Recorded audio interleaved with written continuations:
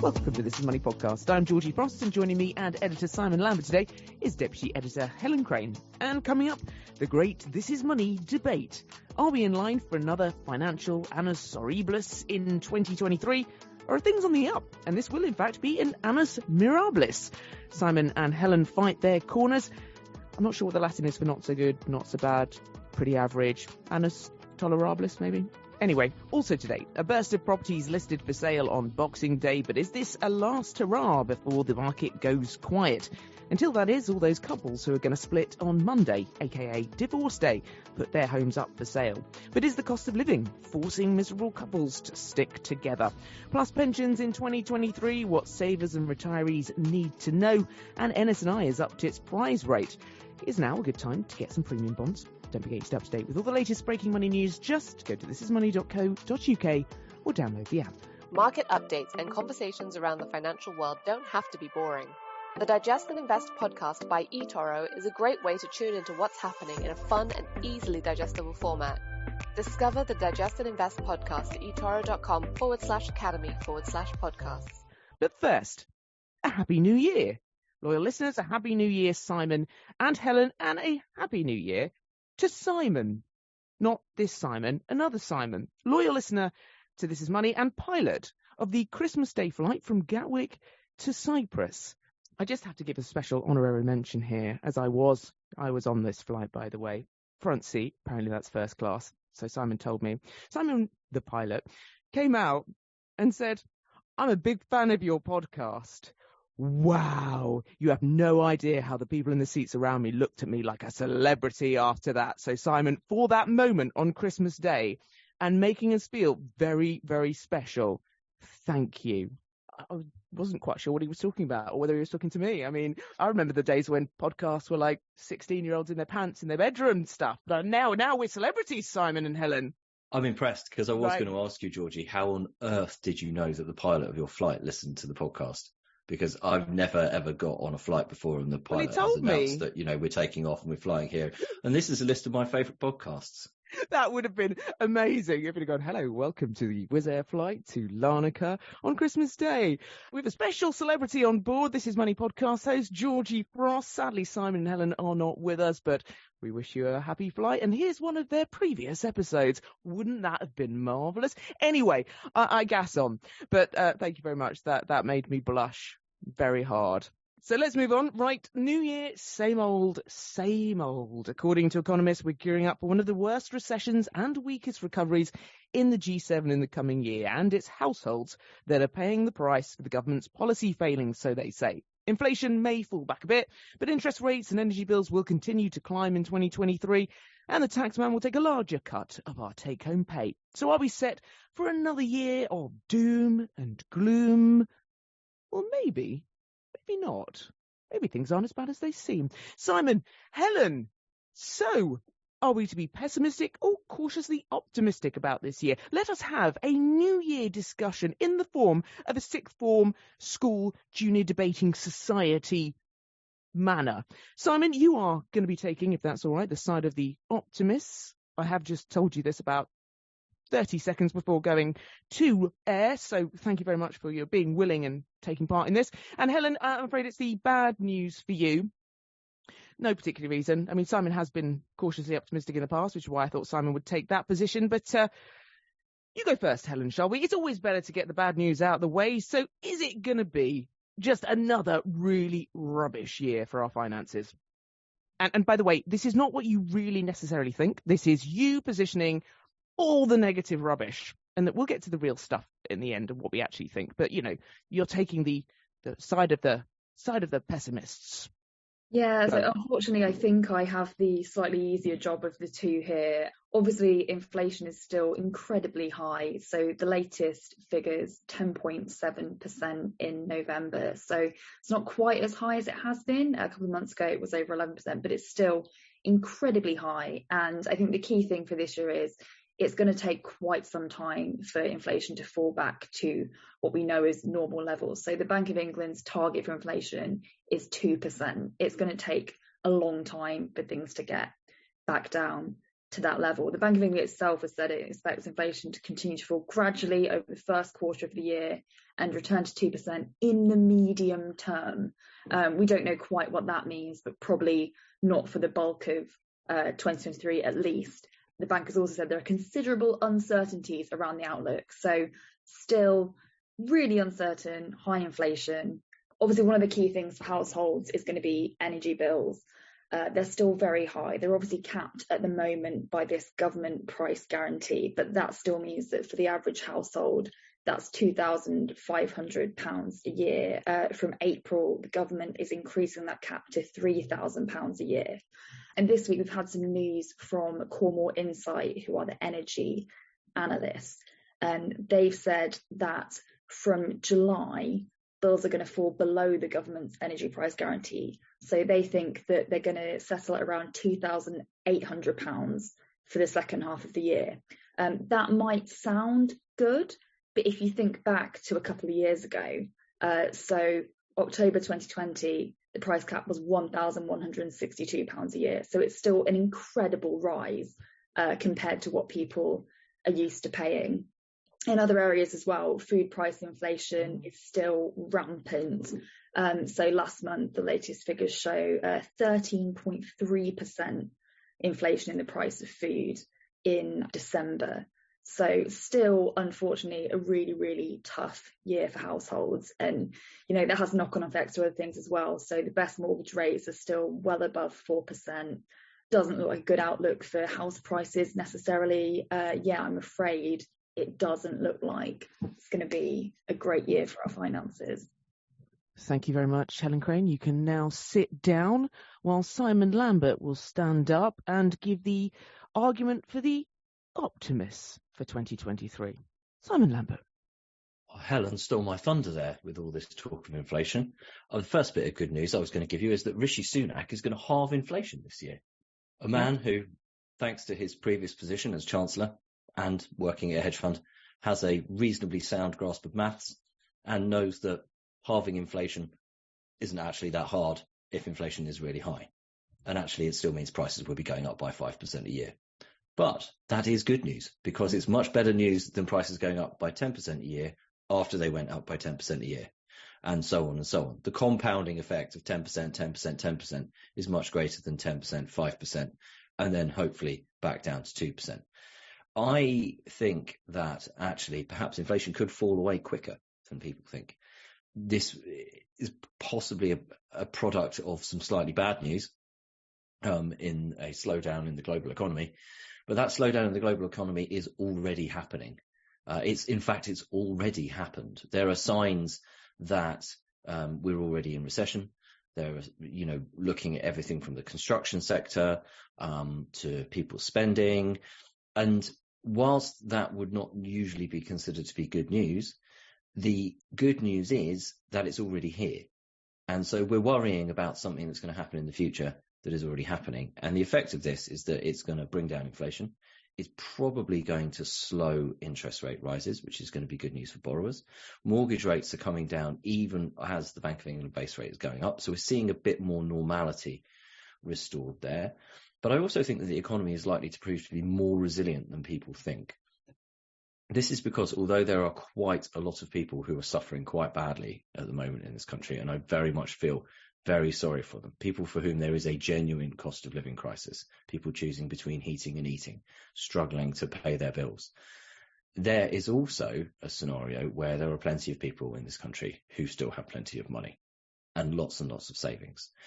And they have the ability to see their way through. And I also think that there is an appetite still to spend from those people. So I think we're going to see a weird recession because you've got a chunk of people, older people, generally wealthier people, people who own properties without mortgages and so on. You've then got the people, the baby boomer generation that is the wealthiest generation ever to have lived. And is now retiring and enjoying spending their money, enjoying going out to dinner, enjoying going on holiday, enjoying going to the shops. And they're coming off the back of not being able to do stuff for a couple of years. If you go back 1 year, even though we didn't have COVID restrictions, people were still very, very worried about Omicron and so on. Go back a year before, we had that miserable winter lockdown and so on. So that people actually want to get out, they want to do things. If you go out and you look at, restaurants, pubs, places on the high street, they're still relatively busy, despite the relentless bad news that we keep getting. And I think that will, to an extent, see us through. And then also, if you look at the younger generation, who tend to have much less wealth, much less savings, there are still a lot of people, not everybody, because not everybody managed to do this. Some of us, some people's household incomes dropped catastrophically during COVID, and they saw no real benefit from the whole working from home and saving thing. But there are lots of people who did see a benefit there, and they've still got a lot of that lockdown savings built up. This has been commented on by various economists, by the Bank of England previously. And I think that will help see people through. And whilst it feels weird to be saying that we could be optimistic at a point when everybody's paying an absolute bomb on their bills, food prices are going up, there's miserable warnings of recession left, right and centre, the point where it feels like things stop going up and people start to see their bills fall a bit and everything like that will give people a little fillip of confidence and a little bit of a boost. And I don't think that the looming recession will be as bad or as painful as it has been painted in some corners. I think I chose well there with divvying that up. Simon, you genuinely seem to believe the optimist position. Well, I half believe it. Just over half, actually. Glass is slightly more than half full. There you go. See? Told you.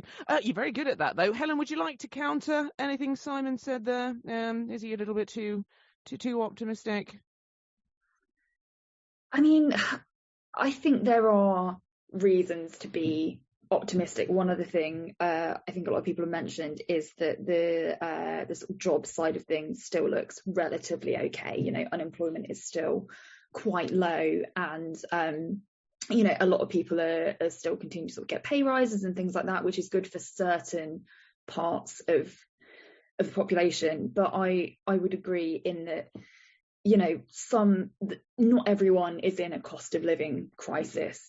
For a lot of people, like Simon said, it's more of a kind of cost of living inconvenience or a cost of living slight annoyance. But I would say over the last year or so, more people have kind of dropped into that band where they are really struggling. People who are kind of doing okay before, costs have gone up so much. This is for some people hundreds or £1,000 a year on their energy bills. And I think the number of people who've gone from doing okay or managing to really struggling has really gone up. And I think it takes time to get out of that situation. We've seen things like people going into more debt. Debt levels have risen quite a lot on credit cards and things in the last year. And I think the effects of this are going to last for quite some time. It's not necessarily just a case of, inflation's gone down, prices aren't rising as much, these people are okay now. I think the negative that I would counter that with is that, you don't just instantly go from struggling to being okay. The effects of this are probably going to last for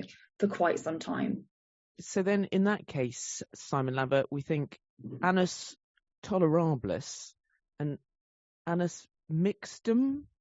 I don't know. Anyone who speaks Latin, I'm so sorry. I just guessed like a tolerable year and a mixed year, maybe, is what I said. I don't know.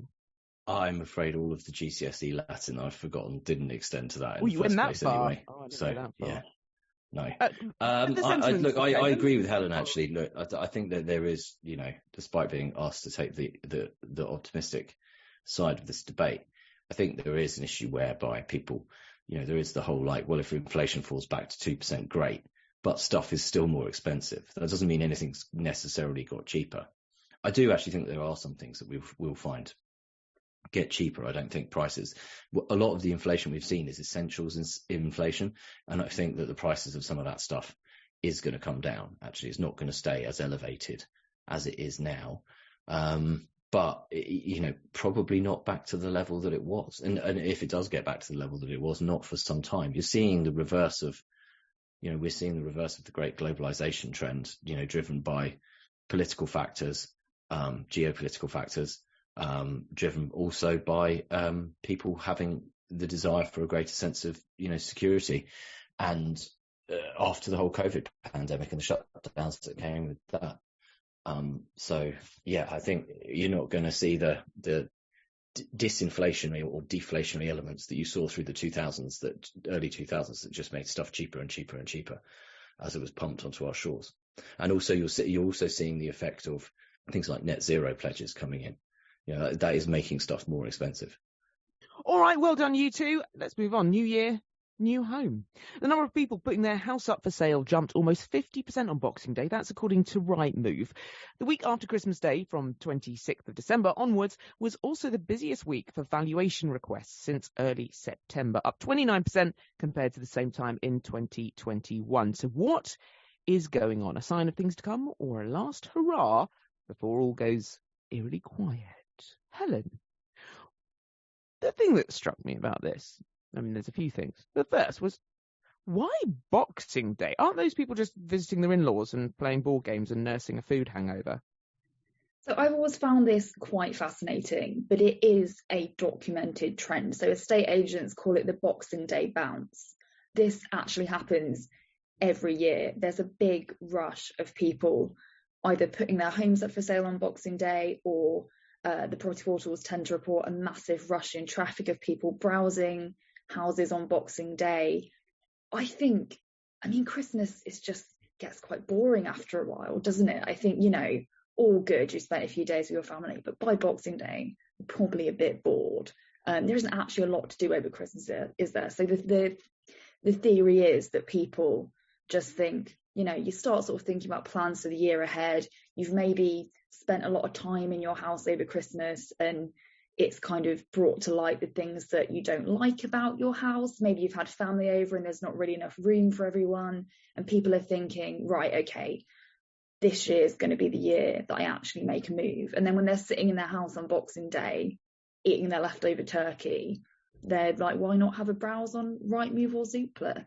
Right. Interesting this year, though, is although this is a annual trend, the number of people putting their houses up for sale on Boxing Day this year soared by 46%, and that's compared to last year. So there is a noticeable jump this Boxing Day. I think that might have been impacted a little bit by the fact that, if you remember, around this time in 2021, there was sort of a few concerns about the Omicron variant of COVID, so maybe that was putting some people off. But this is still a big bump, even compared to Boxing Day last year. Just on the whole Boxing Day property listing thing, I think Helen's absolutely right to point out the COVID element last year of Omicron, and there was a lot of people who were worried about having their family in their house over Christmas last year. So inviting strangers in was maybe putting some people off. But also the Boxing Day listing phenomenon is becoming a sort of self-fulfilling prophecy or a phenomenon that's just gaining momentum, because the more it gets talked about, the more it becomes a thing, and the more estate agents go, no, don't put it on now, wait for Boxing Day. Everybody looks at Rightmove on Boxing Day. And so you do genuinely get this kind of like rush of properties. Now, some people try to get in slightly ahead of Boxing Day. They go pre-Christmas. So there's the question of, do you go early? Because, then when people pick up their phone at 1 minute into Boxing Day, they're still up. They've just finished off their last glass of wine or last glass of port. And like, it's Boxing Day, a little Rightmove. You spot it there, or do you just wait for Boxing Day? But it is a thing. And so people then go on to Rightmove looking at what's been listed on Boxing Day. You also had an absolute dearth of listings in the run-up to Boxing Day this year, where lots of people have held off because of, the mortgage rate carnage wreaked by the disastrous mini-budget. The dust is only just settling on now. And so a lot of people who were going to list over autumn went, I'm just going to hold off. I'll wait till the new year. I'll see what happens. And then they might have spoken to estate agents who've done an evaluation. They've said, hey, don't wait for New Year. Boxing Day. You want to go on Boxing Day. So they've gone on Boxing Day. You had the snow. We had a week of snow that lasted a week and so on. A lot of different factors came into play here that could contribute to that big jump. The one thing I would say to anybody who did list their home for sale on Boxing Day and had the photographs taken in December is, if you had your photographs taken in the snow, it might have made your house look lovely and Christmassy.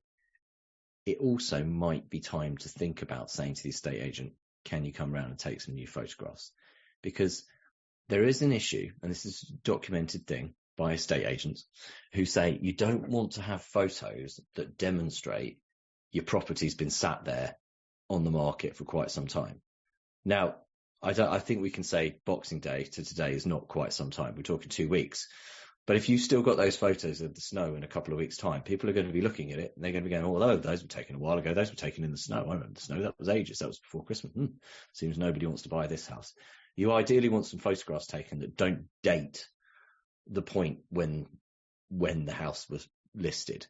And the same here. If you bring your house back to market, right? So say you put it on the market, you've taken it off the market, and then you put it back on with the same estate agent for whatever reason. Don't let them put it back on with summer photographs, because that instantly demonstrates that your house hasn't sold since summer. The same way round, if you put it on in summer, don't let them put it on with winter photographs and so on. Get the estate agents to update the photographs. As for house prices, yes, I would imagine that they are going to fall this year. They're down already. I would say house prices are from their peak down about 10% already, just based on purely anecdotal stuff. Looking at asking prices, places being listed for sale, the fact that people are getting offers accepted below the asking price, whereas before they were having to pay the asking price or maybe a little bit more. I'd say we're already down about 10% from the peak. This kind of stuff doesn't really show through in the main indices though. But it does show through in what you could sell your house for now compared to what you sort of could have sold your house for in summer. And the big factor that's going to come into play is the fact that people just can't afford to borrow as much money. Mortgage rates are substantially higher than they were in summer and much, much higher than they were a year ago.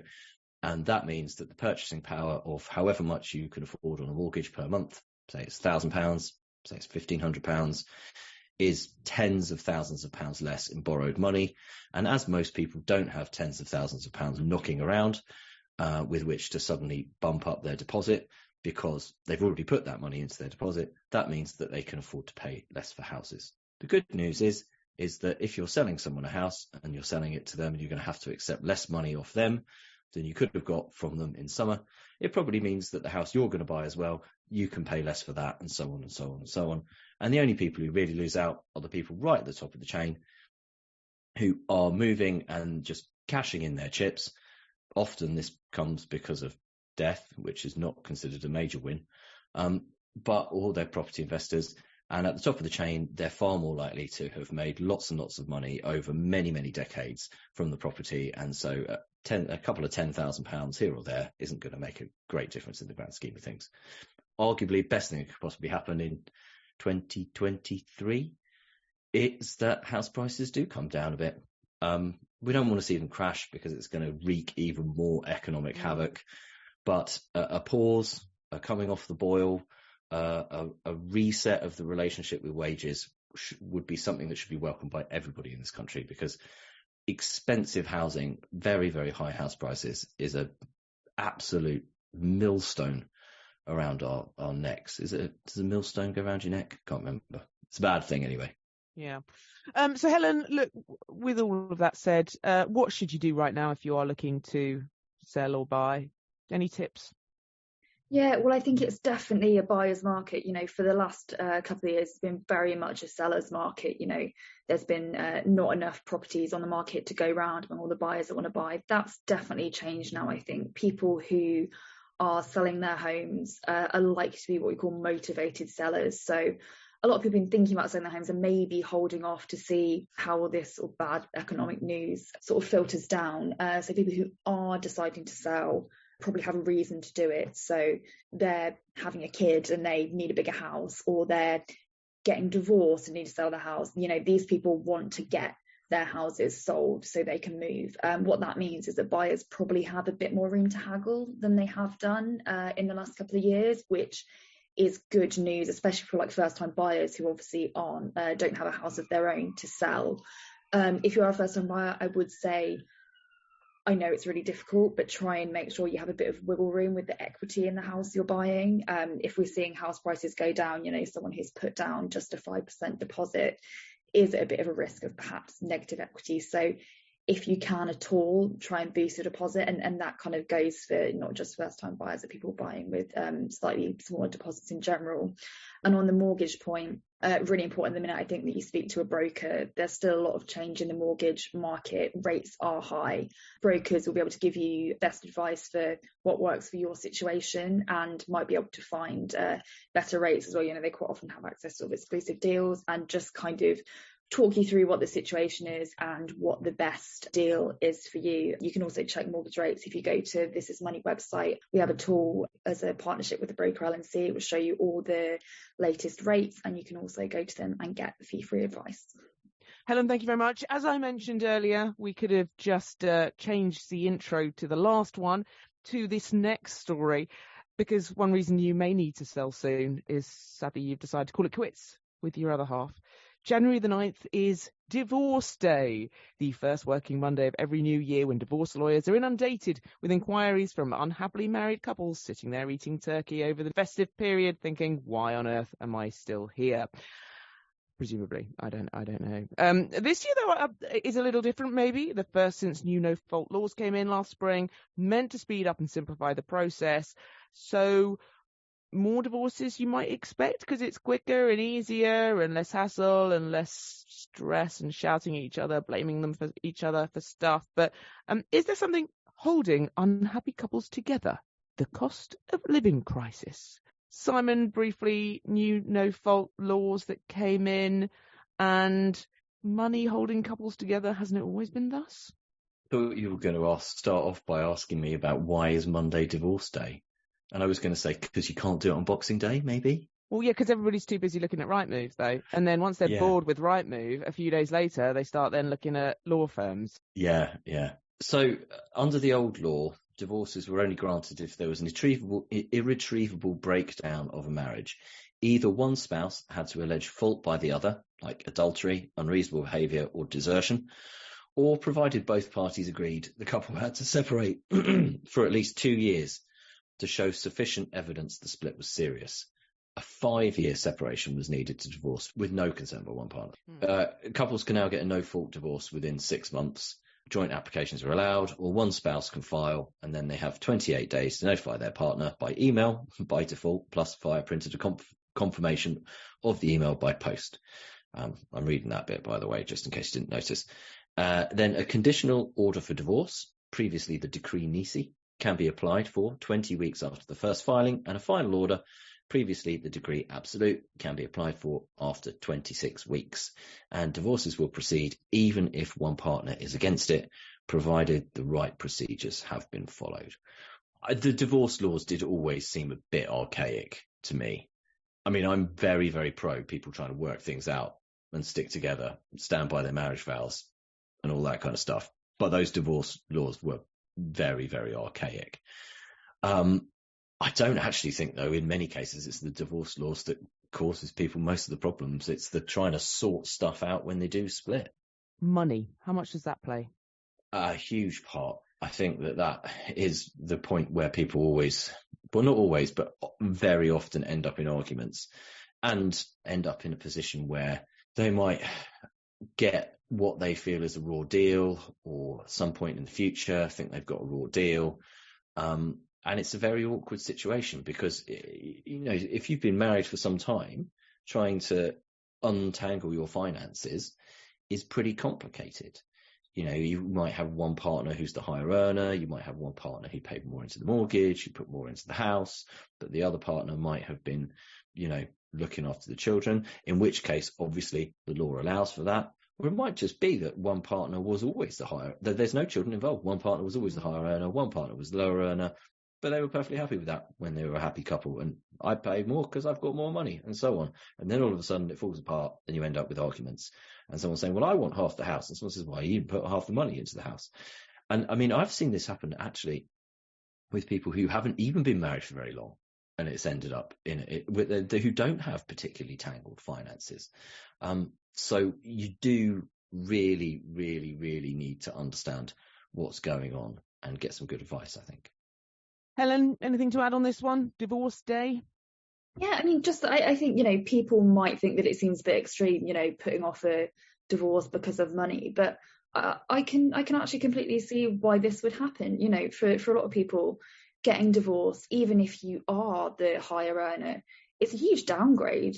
It can be, in terms of your sort of living situation. You know, smaller house, different car. It's you know, it's your living situation is going to be probably hugely different. You know, having two salaries, especially, when it makes a massive difference to your life and what you can do. And having kind of lived in a couple before and lived on my own before, you know, the cost of everything when you're living on your own basically doubles.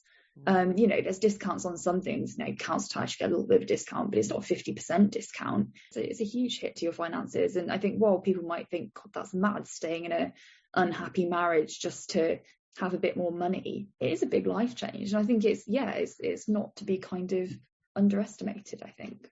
Indeed. Sorry if you're going through that at the moment. That's it for part one.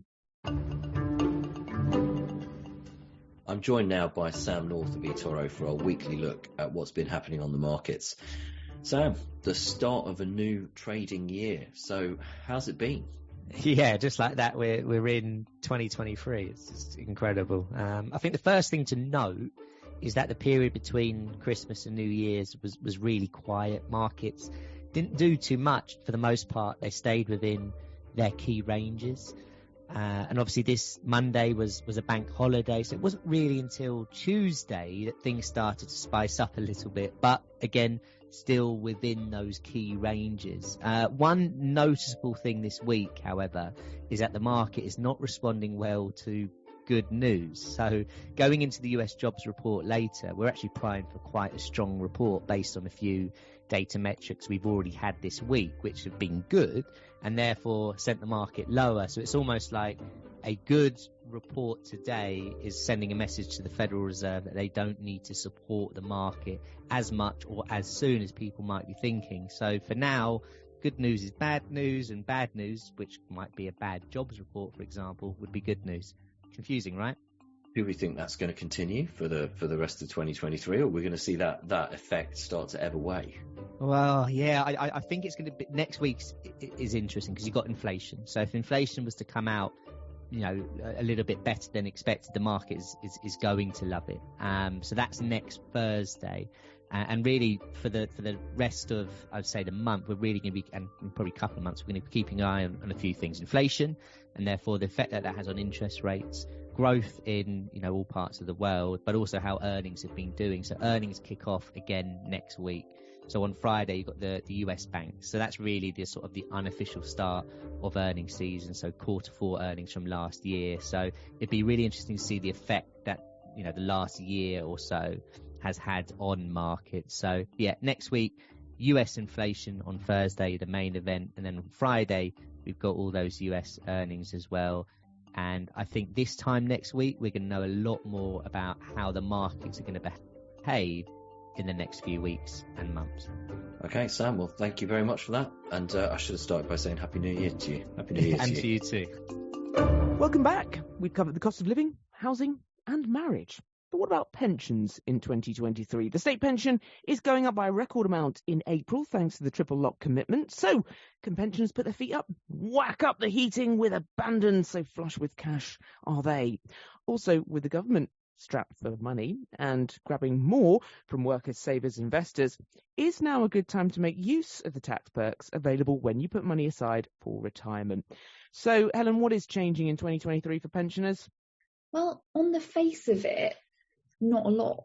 So obviously at the last year, the big issue was the pensions triple lock and whether that was going to be saved. It was saved in the end. So they're getting a 10.1% rise in their pension from April. Seems like very good news. I think the issue is that there's a lot of things that are still on the table when it comes to pensions in 2023. You know, pensions are a safe haven for now, but it definitely seems like they're not going to be for long. You know, issues still on the table, taxes, triple lock is probably going to come up again at some point. You know, it's a huge cost to the government, and with inflation still going quite a lot, I don't know. I think that can't kind of last forever. The government's also probably going to make a decision soon on when they're going to raise the state pension age to 68. So while pensioners are kind of okay for now, there's definitely still a lot of things on the horizon that they perhaps need to be aware of. You did mention, though, the sort of perks of pensioners this year. Basically, saving into pension is a very good way to reduce the tax you pay. So you save into a pension out of untaxed income, and you receive rebates, effectively free cash from the government paid into your pension based on your income tax rate. And at a time when tax thresholds are going up in a lot of different areas, it's a good year to, if you're able to, and I recognise a lot of people probably won't be able to because of the cost of living crisis, if you're able to put more money into your pension this year, it's a very good time to do it. And this is something that is especially true if you're one of those people near one of the weird parts of the tax code that create cliff edges and very, very high rates of tax. So, for example, people with children get their child benefit taken off them if one partner earns above £50,000 and it gets taken away between £50,000 and £60,000. That can create a marginal tax rate of well above 50%. Much higher earners, those on more than £100,000, get their personal allowance removed, which creates an effective tax rate of 60%. For them, it definitely makes sense to try to pay some money into a pension because it reduces their taxable income and can pull them back down below the threshold. And then also, obviously, the higher rate tax threshold is coming down, and so on and so on. But as Helen said, it does depend on people actually having the money to do this. And there will be many people who sit there and do a tax return, which lots of people will be doing this month because it has to be done by the end of January. And their calculation shows that they have to hand over some money in tax. And they'll think, right, next year, I'm going to try and make it that I don't have to do that. So before the April 6th, the end of this tax year, I need to pay some extra money into a pension so that next year I don't get hit with this extra amount. And then they're going to look at their bank balances and go, now, where is that extra money I'm going to pay into that pension? Oh, I don't appear to have it. So it's all very well saying this, I think, but often the ability to do it for many people is quite difficult. But there is a real benefit from saving into a pension. And you should definitely, I would say, if you are an employee, you will probably have been auto-enrolled, but make sure you are paying as much into your work pension as you can to get the maximum benefit from your employer. So say, for example, your employer says they will match your contributions up to 6%, pay in 6%. Don't just pay in 4%, because otherwise you're leaving money on the table. And you'll also get the benefit of basic rate tax relief as well, which is a big boost. And if you're a higher rate taxpayer, you can claim back more through your tax return. Helen, you have an article on your website, 1 million older workers face new pension misery. Bond rout wipes a third off funds just as retirement looms. Tell me more about this article. What is lifestyling? What is this all about? Sure. So this is another story that harks back to that disastrous mini budget, which I feel like we keep coming back to, but it did really sort of rock the markets. So this is talking about people whose pensions are partially invested in government bonds. So we're traditionally seen as quite a safe investment, but when Kwasi Kwarteng made all these unfunded tax announcements in the mini budget, that really rocked the market's kind of confidence in government bonds, and there was a massive sell-off. It's sort of sorted itself out a little bit, but they were still one of the worst performing assets last year. What that means is people who have part of their pensions invested in bonds, their funds have gone down in value potentially by quite a bit. The people who are worst affected by this is these million workers that you mentioned. They're people who took out workplace pensions in the 90s and 2000s, or who paid into individual stakeholder plans over the past 2 decades. That would be some of the big household names, or Legal and General, Fidelity, Aon, and the like. And the reason that they're affected is because their pension pots, typically when they're getting close to retirement age, normally 5 years before, they're moved into funds called lifestyling funds. These are fixed income investments, and they're supposed to be less risky than other more volatile investments, which is why they're moved there. The intention is to kind of make sure their income is safe as they're directly in the kind of run up to retirement. Bonds are normally quite a big part of what pensions are lifestyled into in that period, because they're supposed to be quite safe, but obviously they haven't been in the last few months, which has meant that these people have now actually seen their funds drop in value potentially by quite a large amount, thanks again to Kwasi Kwarteng's disastrous mini budget. Yeah, let's hope 2023 doesn't involve many more mentions of that. Finally, ending on a bit of good news. This month's Premium Bonds prize draw saw NS&I increase the prize fund rate from 2.2% to 3%, with an extra 80 million quid thrown in the prize pot compared to December. So the changes mean that the prize fund rate has now tripled from 1% to 3% since May. And this month's jackpot winner also bagged $1 million with just £4,625 holding. So, Simon Lambert, do we power all of our money into Premium Bonds? How does it work? Is it worth it? What a result, hey? What a result. There were 2 millionaires, okay? One of them was from Wiltshire, and they won with the maximum holding of £50,000. The other one was from South Yorkshire, and they won with only £4,625 in bonds, putting them in the top 10% of the smallest holdings to scoop the £1 million prize ever. See, people from Yorkshire's reputation for being thrifty is absolutely deserved. These southern softies, they have to stick 50 grand in to win $1 million. Come from Yorkshire, do it for less than 5 grand. They don't say 5 grand in Yorkshire. Do they say 5 grand in Yorkshire? I don't know. I used to live in Leeds. I should know. Actually, premium bonds look pretty good at the moment. The effective prize rate of 3% is the highest since November 2008, but more to the point, it actually compares very, very favourably with the top easy access savings accounts. 3% on the premium bonds looks pretty tasty by comparison, and so is potentially well worth taking. It's not technically an easy access savings account because you can't get your money out instantly, but you can get your money out a hell of a lot quicker than you used to be able to. And unless you need the money like that, so say, for example, you've got some money that you can get like that, and then you can go, okay, well, I can wait a little bit of time for the money in the premium bonds, then yeah, I'd say good place to put your money at the moment. Of course, the problem is that you might not get that effective 3% savings rate. You might be really unlucky and you might get nothing. Or you might be like the person from Yorkshire. Lucky. So Helen, premium bonds winner? Potentially. I mean, it's a bit of fun, isn't it? Having a kind of lottery every month to see if you win £1 million. I mean, a lot more fun if you do actually win the £1 million. I don't know. For me, I kind of like getting my set interest every month and kind of knowing how much I'm going to get on my savings. But maybe I'm just a boring person. Oh, I wouldn't go that far. Do be serene to yourself. Who actually here has premium bonds, by the way? Yeah. There's one show of hand there, Simon.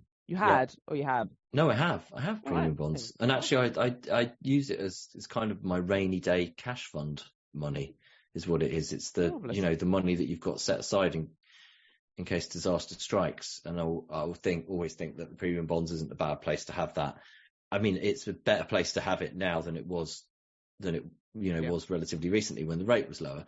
Now that it's much more competitive compared to a savings account, but I think it's a decent place to have it because if something happened and I needed money instantly, I could get some money instantly from my current account, and then if I needed to dip into my savings, I reckon I could probably buy myself enough time to get the money out of the premium bonds. Marvellous. You never know. I might win £1 million one day. You never know, Simon. You never know. Another optimistic end to our podcast, and the first for the new year. Happy New Year, everyone.